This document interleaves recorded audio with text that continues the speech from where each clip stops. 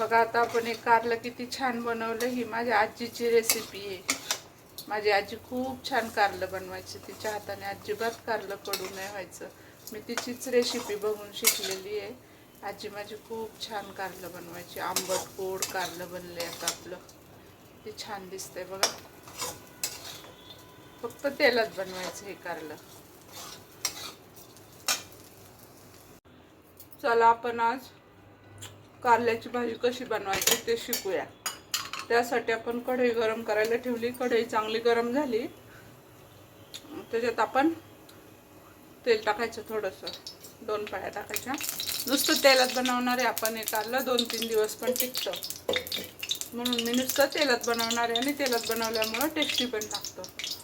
आता आपलं तेल गरम झालं तर त्याच्यात आपण मोहरी टाकायची. आता आपलं तेल चांगलं गरम झालंय, त्याच्यात मोहरी टाकू. मोहरी चांगली तडतडली. अर्धा चमचा मोहरी, अर्धा चमचा जिरं असं प्रमाण घ्यायचं. माझं पावशेर कारलं आहे. मी कारलं घेऊन हे असं बारीक बारीक कापा केल्यात, पातळ पातळ. हे अशा एकदम पातळ पातळ करायचं, म्हणजे तेलात पटकन शिजतं. मोहरी तडतडली. आता आपण जिरं टाकलं अर्धा चमचा, छोटा अर्धा चमचा आहे. आणि आता गॅस कमी करायचा. त्याच्यात आपण हे जे काप केले कारल्याचे ते टाकायचे आणि चांगले फ्राय करून घ्यायचे.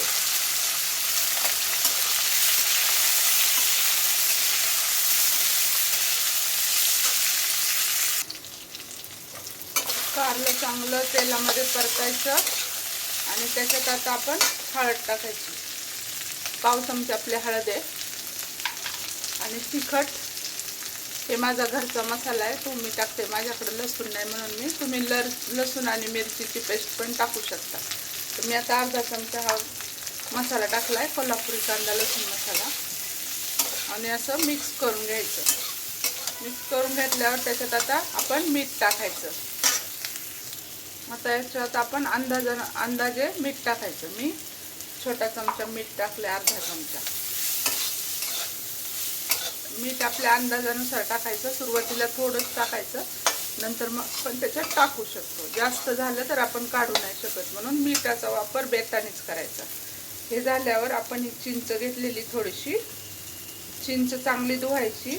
बाजारातून विकत आणलेली म्हणून मी तिला चांगली धुवून घेतली, पाण्याने भिजत घातली थोडीशी आणि धुवून घेतली अशी. आणि ही अशी टाकायची. गॅस कमी करायचा. आता ह्याला झाकण मारून एक 5 मिनिट आपण चांगलं शिजून द्यायचं. आता हे चांगलं मिक्स केलं आपण. आता ह्याला आपण झाकण ठेवणार आहे. तर आता आपल्याला नुसतं तेलात करायचं म्हणून आपण थोडंसं तेल टाकणार आहे मी, अर्धी पळी. शिजायला पण तेल लागतं ना म्हणून. आणि मग आता ह्याला आपण बारीक गॅस करायचा. आणि बारीक गॅसवर एक 5 मिनिट आपण त्याला झाकून ठेवायचं. आणि मग नंतर 5 मिनिटांनी बघू आपण. आता त्यानंतर आपण हे थोडंसं खोबरं घेतलंय. एवढं खोबरं घेतलंय मी. आणि हे खोबरं आता आपण वाटून घेणार आहे कोरडंच. आता खोबरं मी मिक्सरमध्ये टाकलंय, तर त्याला वाटून. आता मी खोबरं हे असं वाटून घेतलेलं आहे कोरडंच खोबरं वाटायचं, कच्चंच. आणि वाळलेलं खोबरं कच्चं घ्यायचं आणि तेच वाटायचं. त्याला गरम वगैरे नाही करायचं. असंच वाळलेलं बिना पाणी घालता वाटायचं. आता 4-5 मिनिटं झालेली आपली. बघू आपण कारलं कसं झालं. बघा कारलं असं किती छान दिसते बघा. हे आपण आता तेलातच पूर्ण शिजवणार आहे. आता हे शिजलं नाही आहे अजून एवढं. आता आपण ह्याच्यात हा गूळ टाकू. हा एवढासा गूळ घेतला मी, थोडासा टाकते. अंदाजे टाकायचा थोडासा गूळ, 1 चमचाभर गूळ असेल. खट्ट मिठं कारलं एकदम छान लागतं. तुम्ही पण बनवून बघा. ही माझ्या आजीची रेसिपी आहे. माझ्या आजीची आठवण म्हणून मी कायम ही रेसिपी बनवत असते. आणि ही रेसिपी बनवताना मला माझ्या आजीची खूप आठवण येते. माझी आजी खूप छान कारलं बनवायची. अजिबात कडू नव्हतं लागत.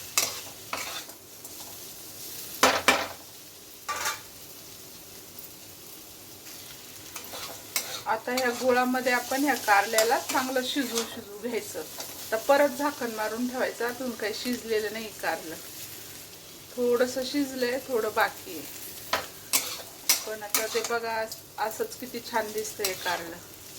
असंच आपण तेलात शिजवायचं. आता परत झाकण मारून आपण 5 मिनिटं परत झाकण ठेवू.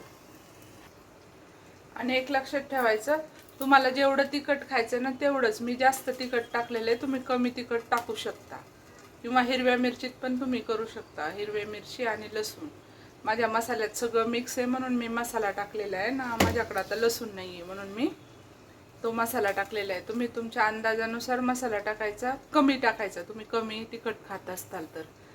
आणि हे लक्षात ठेवायचं. आणि तेलातच शिजवायचं, म्हणजे ते आठवडाभर म्हणलं तरी हे कारलं टिकतं. आपल्याला प्रवासाला घेऊन जायला पण हे खूप छान लागतं. तुम्ही पण बनवून बघा आणि पूर्ण रेसिपी बघा. आता 5 मिनिटं झाले की आपण त्याच्यात हे जे खोबरं आहे आपण वाटून घेतलेलं कोरडं ते टाकायचं. आणि पूर्ण रेसिपीला जेव्हा आपण झाकण ठेवतो तेव्हा पूर्ण रेसिपी होईपर्यंत, ते कारलं शिजेपर्यंत आपण एकदम कमी गॅसवर शिजवायचे. हे लक्षात ठेवायचं, नाहीतर आपण पाणी नाही ओतलेलं करपू शकतं. मग पाणी असलं तर करपणार नाही. तुम्ही पाणी पण टाकू शकता, पण पाणी कसं, पाणी टाकलं की ते लगेच खराब होणार. आदल्या दिवशी केलेलं दुसऱ्या दिवशी आपण खाऊ नाही शकणार. तसं हे तेलात बनवलेलं आपण आठवडाभर ठेवून खाऊ शकतो बिना फ्रीजचं पण.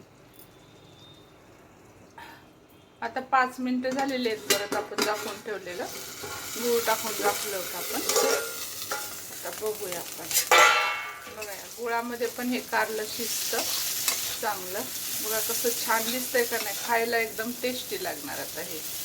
आता हे आपलं शिजत आलेलं असणार, शिजलेलं आहे ऑलरेडी. असं थोडं कच्चं राहिलं तरी ते चांगलं लागतं, वाफेवर ते शिजणार. आता तुम्ही असं पण खाऊ शकता बिना खोबऱ्याचं, पण मी खोबरं टाकले थोडंसं, खोबऱ्याने चांगली टेस्ट येते.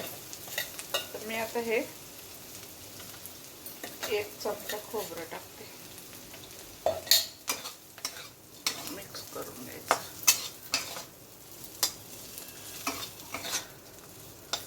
एकदम भारी दिसते का नाही, किती छान दिसते बघा.